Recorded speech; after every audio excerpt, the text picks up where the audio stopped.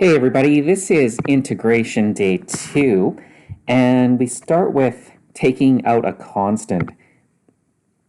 And it says consider the following. You can take a constant out of the integral. Can you take out a variable?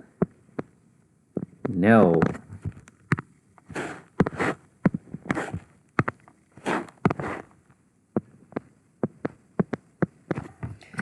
Okay, so for example, if you were to do the integral of 5x dx, you can divide the constant out and then just do the integral of x dx, and we could do it that way.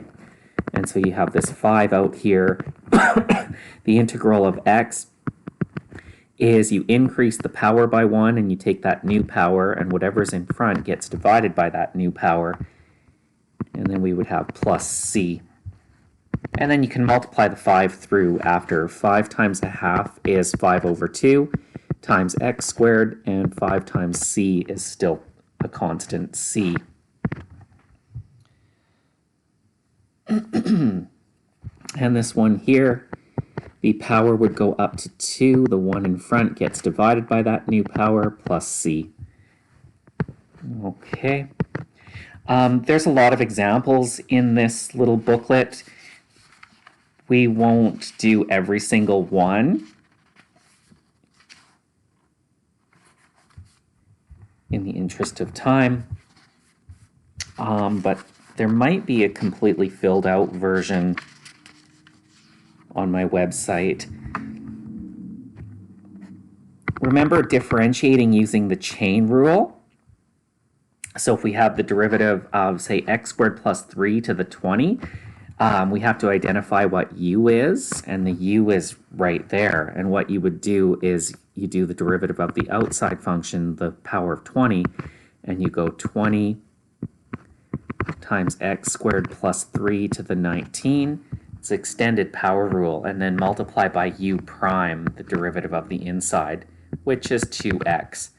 And then we can simplify this a little bit. 2x times 20 is 40x, and have x squared plus 3 to the 19.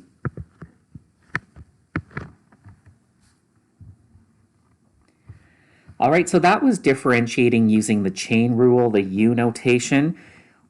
We're going to extend that to kind of integrating using the chain rule, u du notation.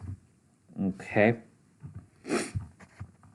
So with example 1, if we did the integral of x squared plus 1 to the power of 2, right now we don't really know how to do that, but we can get away with it by just writing 2 brackets of x squared plus 1 multiplied together and multiplying out the brackets, doing FOIL. And if we did that, we would get x to the 4, and then you would get x squared plus x squared from those inside terms. So plus 2x squared, and then 1 times 1 on the end is plus 1. So we would just multiply this out and do the integral of this.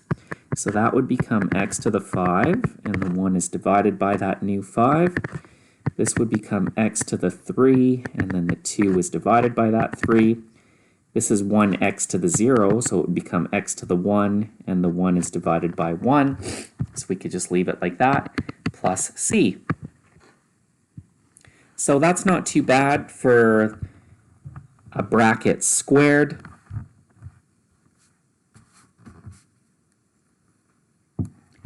But then if we got to something like number 2, that bracket to the power of 20, do we really want to write 20 of those brackets and FOIL it all out and then do the reverse power rule? So right now it's kind of like, what are we supposed to do with that?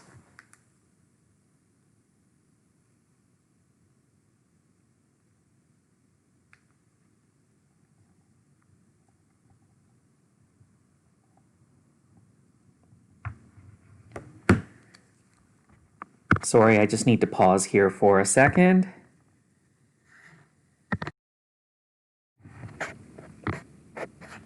Okay, let's try number 3, because actually number 2 is very troublesome. It's a little bit easier when we have a form like number 3. Okay, and so here's how you do u/du notation. They're called u substitutions, actually, for integration. And what you do, guys, is you actually make your u, as a general rule, you make u the inside of the more complicated expression. So the more complicated expression is... Oh, I have to pause again here for a second, sorry. Okay, so with number 3, what you do is you make u equal to x squared plus 1, and then you do the derivative of this, so you go du is equal to 2x, and we put the dx over here.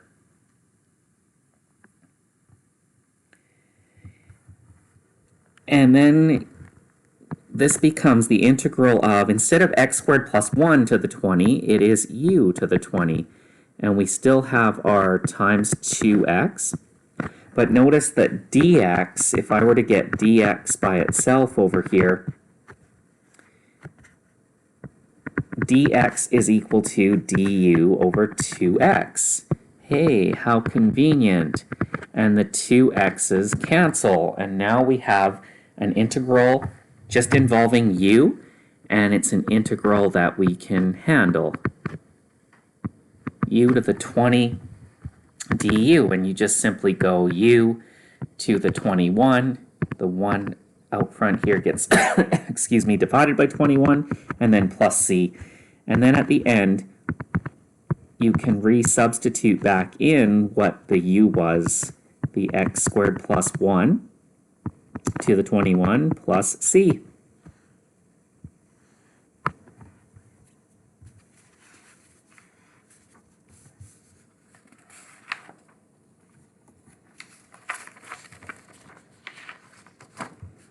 Okay, let's just skip number 4 because there's not a lot of room to fit that in there. So how could you write the formula you were using?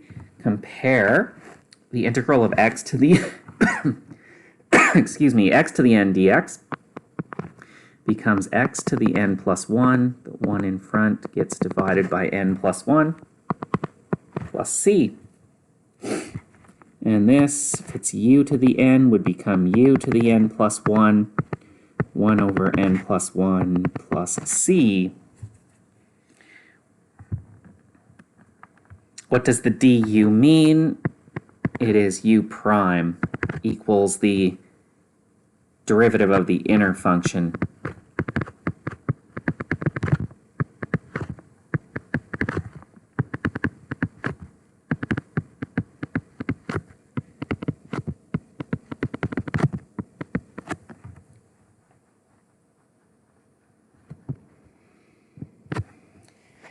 Okay, so let's try some more. And so really kind of the challenge of these questions, guys, is identifying what u is, like really figuring out, okay, what do I have to make u equal to? And as I mentioned, as sort of a general rule, it's the inside of the more complicated expression. So if we look at number 5, the more complicated expression is the sine x cubed, right? And that can actually be written as sine x cubed. So the inside of that is sine x. And so we can make the u equal to sine x.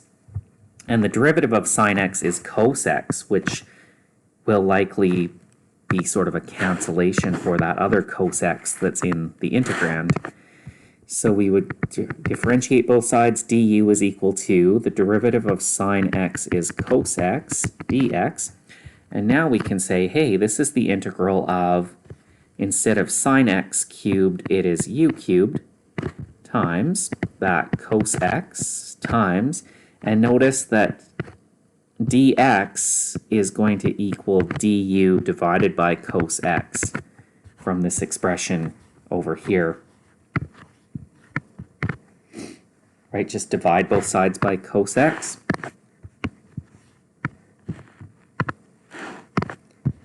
Okay, so dx is equal to du divided by cos x. Perfect, so cos x cancels with cos x. And we have the integral of u to the 3 du, and now that becomes pretty simple, right? It's u to the 4 with a 1/4 plus c. And u was sine x, so I'm going to put the sine x. It's going to be sine x to the power of 4, so we could do it the sophisticated way like that. Sine x to the power of 4 plus c. Okay, and you can always check your answers. If I differentiated what's in the box here, do I get back to sine cubed x times cos x? And it looks like indeed we would, because the inside function is sine x, the outside function is to the power of 4, and we would go from there.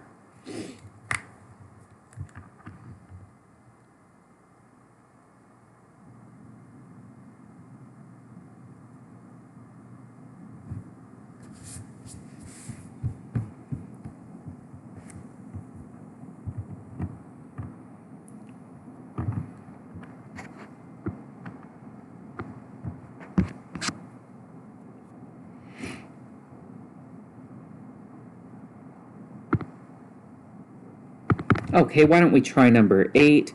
Let's make u equal to x to the 4 minus 1. So du is 4x cubed dx, which means that dx is equal to du divided by 4x cubed.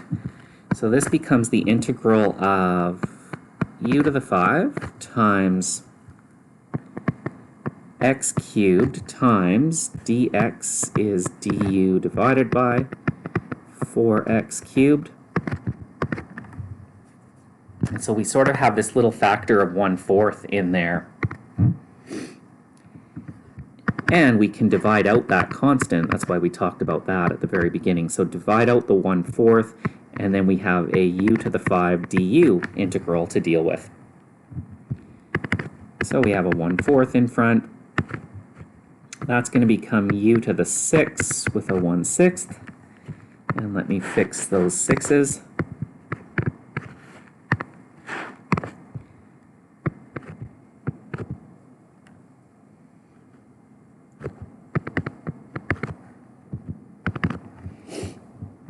One-fourth times 1/6 is 1/24th, and the u is x to the 4 minus 1, and that's to the power of 6 with our plus c on the end, and we are done.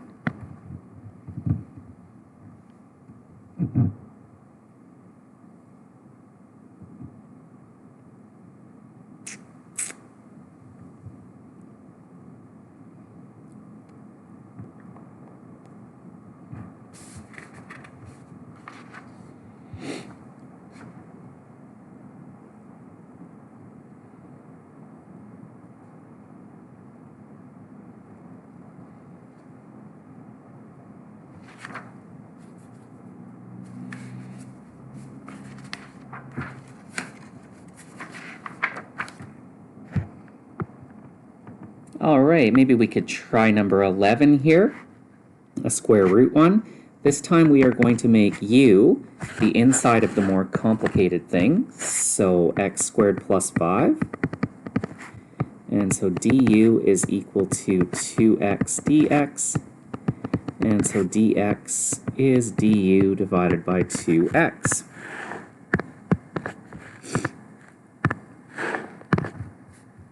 So this becomes the integral of the square root of u, and then times 3x, and then times dx is equal to du over 2x. Perfect. And the x's will cancel. Good. So we have an integral just in u. We've got a 3 over 2 constant, so you could divide that out. And it's the integral of the square root of u is u to the 1/2. So it's easier to do the integral in that form. So we have 3 over 2. And then we're going to have to add 1 to 1/2. 1/2 plus 1 is equal to 1/2 plus 1 over 1 is 2 over 2, the common denominator of 2. So we're going to get 3 over 2 here. And then you have to take that new power and go, whatever's in front gets divided by the 3 over 2, and then plus c. So we've got the 3 over 2 constant out front. 1 divided by 3 over 2. 1 divided by 3 over 2 is equal to 1 times 2/3. So that's going to become a 2/3 u to the 3 over 2 and then plus c, which is equal to 3 over 2 times 2 over 3 is just 1. So we have u to the 3 over 2 plus 3 over 2 times a constant c is just still a constant c.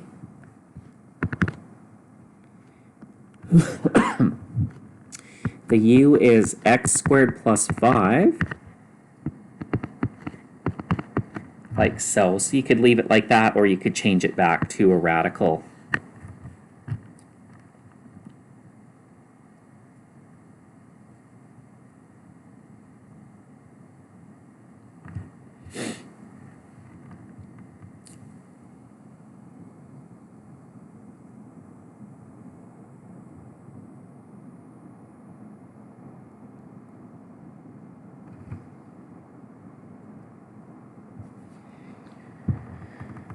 Okay.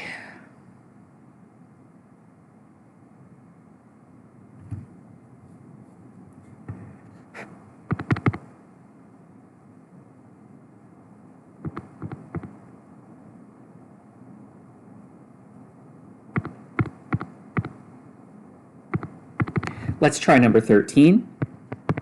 U is equal to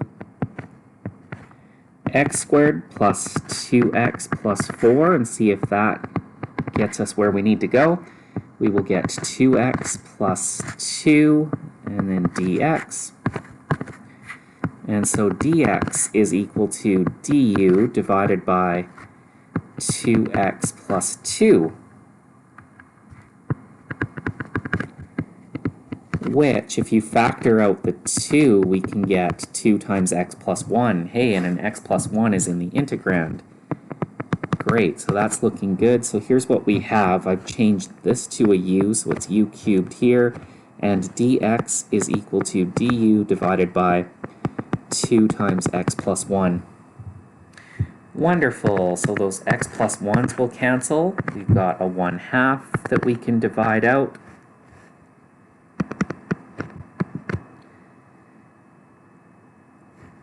And we've got 1 over u cubed du. So 1/2.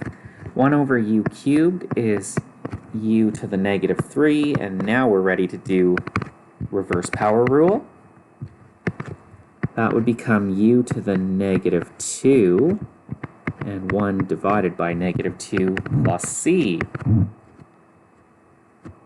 Okay, and so this is equal to negative 1/4 times u to the negative 2 plus c, which is negative 1/4, and the u was this whole big expression.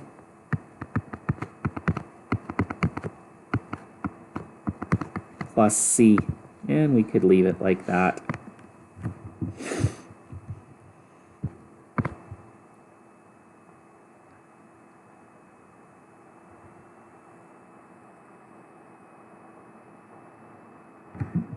Okay, maybe we should have a look at number 15, because I mentioned to you, like, a general rule of thumb is that you choose a u that is the inside of the more complicated thing. And if we did that rule, the inside of this, that is secant x squared. So by that logic, we would be going u equals secant x. But we may find that this might not work. So then du is equal to, the derivative of secant x is secant x tan x. And so that means that dx is equal to du divided by secant x tan x. Okay, but does that help us? That would be the integral of tan x, and then we would have times, instead of secant squared x, we would have u squared. And then we would have du divided by secant x tan x. And just the tan x would cancel, and we'd still have this secant x in our u integral. So that's a problem. So that means we've chosen the wrong u. So if it's not secant x, then the u must be tan x, and that's actually kind of convenient because the derivative of tan x is secant squared x. So kind of knowing your derivatives quite well can help you to see what perhaps u needs to be. Derivative of tan x is secant squared x, and now we are in good shape. Dx is equal to du divided by secant squared x. So we've got u times secant squared x times dx, which is equal to du divided by secant squared x. Perfect, that cancels. And this becomes a simple integral now. Power on the u would go up to 2, and the 1 in front gets divided by that new power, plus c. So we get a half. I'm going to write it like this. It's tan x squared, right? Which can be written as sort of tan squared x plus c.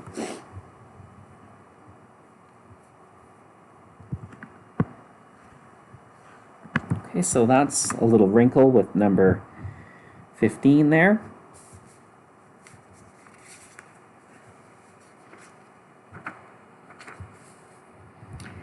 All right, why don't we try 16 as well? This time I'm going to go u equals 1 plus the square root of x. So du is equal to, the derivative of 1 is 0. The derivative of the square root of x was 1 over 2 root x. Dx. Multiply both sides by 2 root x. So we will get dx equals 2 root x du. So the integral becomes u to the 4 over the square root of x times 2 root x du. Wonderful. That cancels with that. It's the integral of 2u to the 4 du, or you could divide out the 2 if you want. It's easy enough to do this. That becomes u to the 5, and then the 2 gets divided by that 5, and then plus c.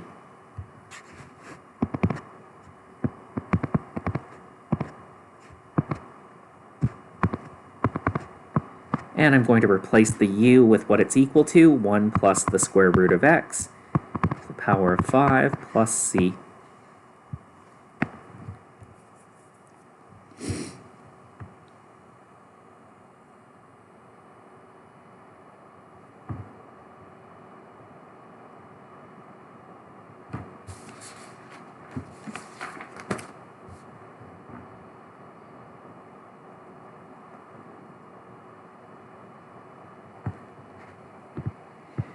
Okay, on to this next page. We'll skip the first little bit because that's differentiation using the chain rule and u. And we did a lot of that. But we'll just write down the different formulas that we've learned. Consider all of the basic trigonometric differentiation formulas using the chain rule. The derivative of sine u is cos u du, or u prime, right? This one is negative sine u du, secant squared u du, derivative of secant u is secant u tan u du, derivative of cosecant is negative cosecant u cotangent u du, and the derivative of cotangent u is negative cosecant squared u du. Okay, and these differentiation formulas lead to these integration formulas. Look where the u is located.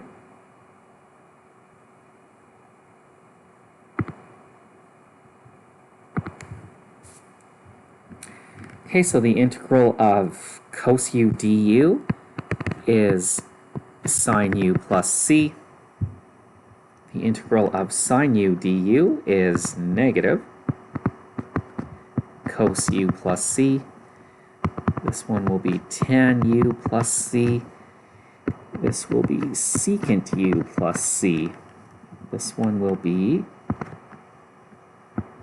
negative cosecant u plus c, and this will be negative cotangent u plus c.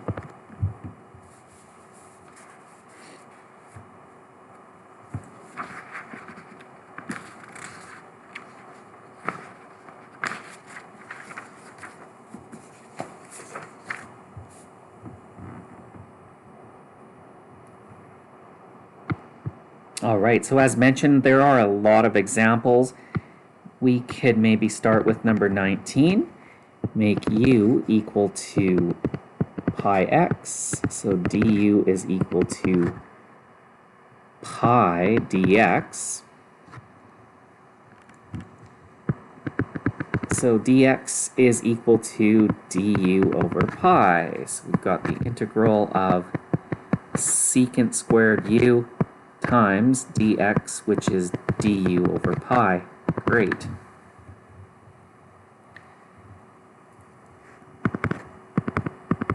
One over pi out here. The integral of secant squared u is tan u with a plus c.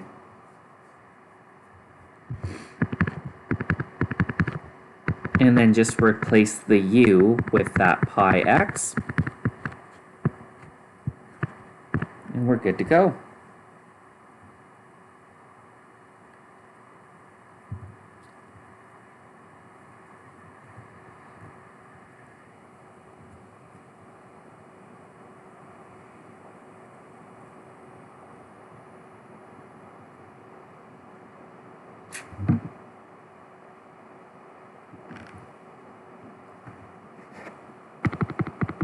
All right, let's try number 20.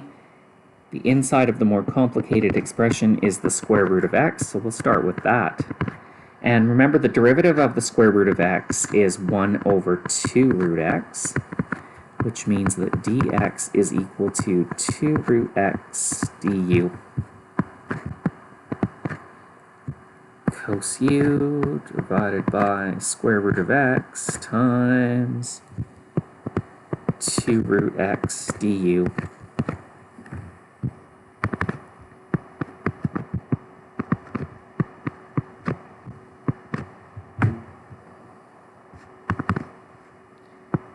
Okay, and the integral of cos u du is sine u plus c. And so we can write this as 2 sine, the u is the square root of x, plus c.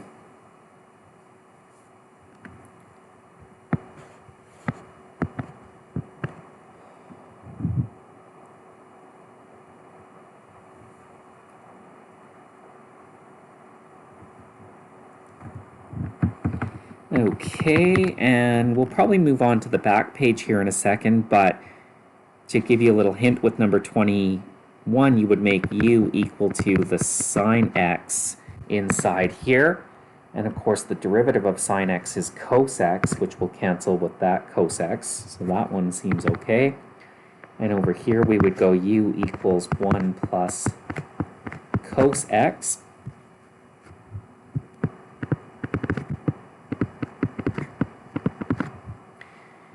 And the du is equal to negative sine x dx, and I'm missing the x.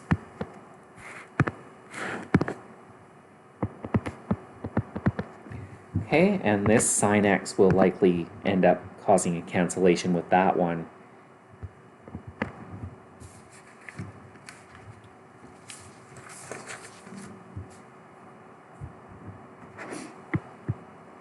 Excellent, so let's get on to, maybe we could try number 24. It's just using a different letter, like instead of x, it's theta.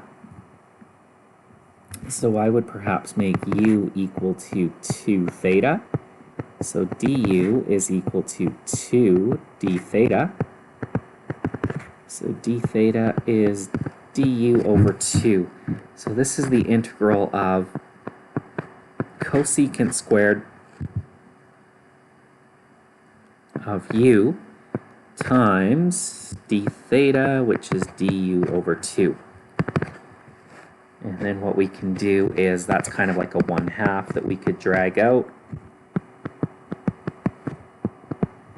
Do this integral, so we would have 1/2. The integral of cosecant squared u is cotangent u plus c.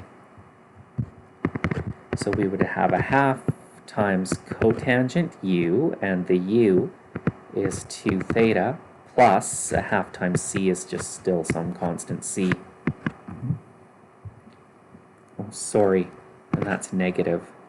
So this will be negative.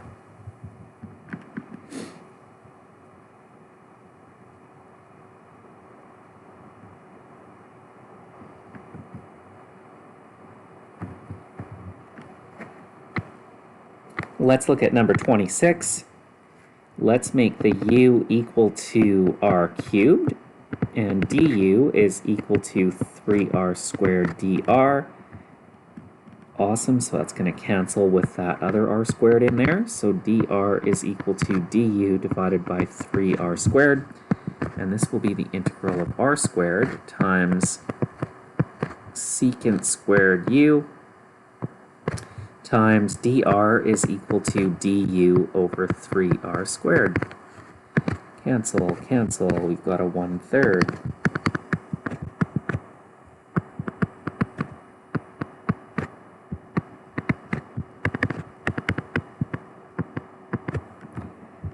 Okay, and the integral of secant squared u is tan u with a plus c.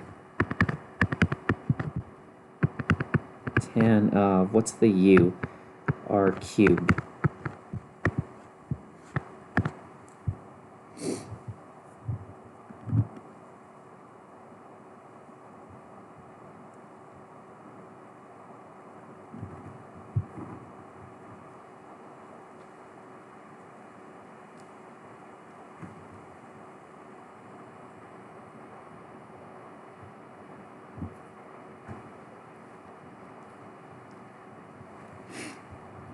All right, and we will finally finish off with number 28.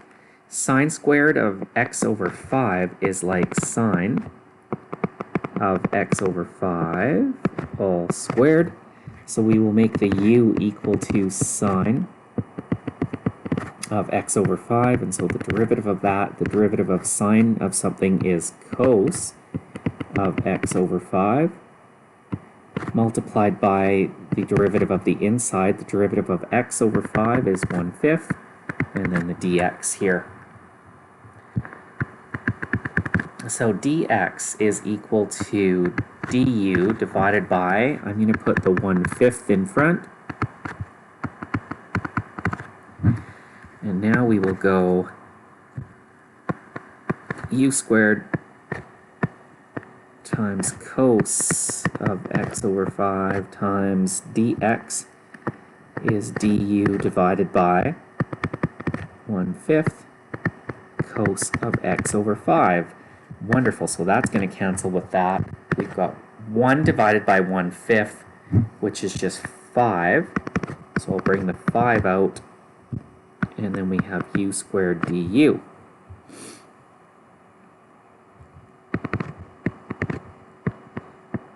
U with a 3, 1/3 plus c. 5 times a third is 5/3, and then the u was sine of x over 5, and we need that to be cubed because it's u cubed, and then plus c. So we could leave it like that, or you could put the 3 exponent onto the sine.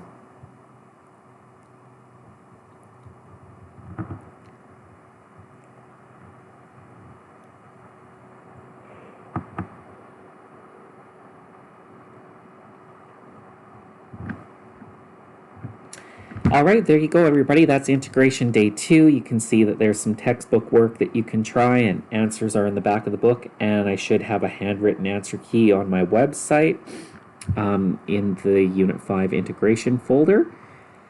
All right, so there you go, everyone. I will talk to you again soon.